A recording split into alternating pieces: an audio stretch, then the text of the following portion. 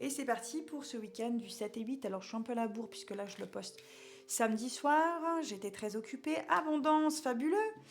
8, 9 et 1, 10. Avec le 28, l'abondance pour un nouveau départ. Nouvelles pensées, nouvelles habitudes. Nouvelle garde-robe, nouvelle coupe, nouveau make-up, tout ce que vous voulez. Là, il y a quelque chose de nouveau qui s'ouvre, qui s'active, qui se déclare, qui se pense, qui se manifeste, qui se matérialise dans votre vie. Ça n'est pas que de l'ordre de la pensée, comme dans le tarot, la pensée ce sont les épées. Non, non, là on est dans du concret. La fin d'un chapitre est proche pour laisser place au renouveau.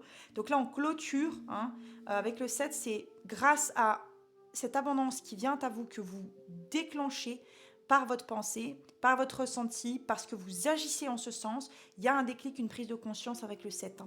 Pour un meilleur épanouissement, la réponse est déjà en toi et tu le sais très bien. Tu as cette conscience que la réponse est en toi, la réponse à tout. Avec le 36, on parle de la fin d'un chapitre parce que ça fait 9 en numérologie. On clôture quelque chose pour justement ouvrir et attirer, matérialiser l'abondance. Et dans cette ouverture pour émaner, pour attirer à soi l'abondance. Avec le 23, on parle de 5 pour un meilleur épanouissement. Se détacher de tout ce qui vous prend le bourrichon, la tête, ce qui vous saoule. Attention, ta santé risque de se dégrader, donc reposez-vous, prenez soin de vous, reposez-vous vraiment, c'est très important, le sommeil, des petites siestes, des micro-siestes, vraiment très très important.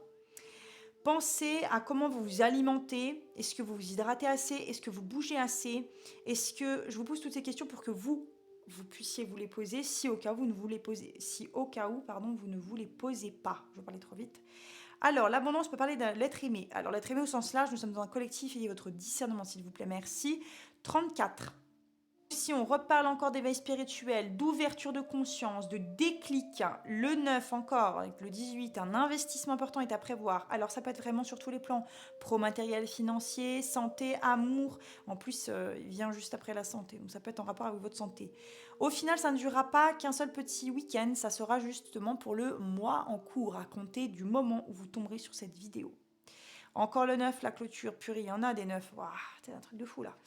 Le 30, alignement, corps, cœur, esprit. Une proposition amoureuse à l'approche pour certains et certaines personnes, ou amicale, ou un total... voilà, parce que vous êtes dans ce soin. Il y a un soin qui est en train d'agir là, ici et maintenant. Pour ceux et celles qui regardent, écoutent ma vidéo, c'est le lâcher prise. Vous êtes en train de vous lâcher la bride là. Vous lâchez la grappe avec le 6 pour être dans l'harmonie parce que des gens ne sont pas très bien intentionnés vis-à-vis de vous. Et vous faites bien. Concentrez-vous sur le positif, prenez bien soin de vous surtout.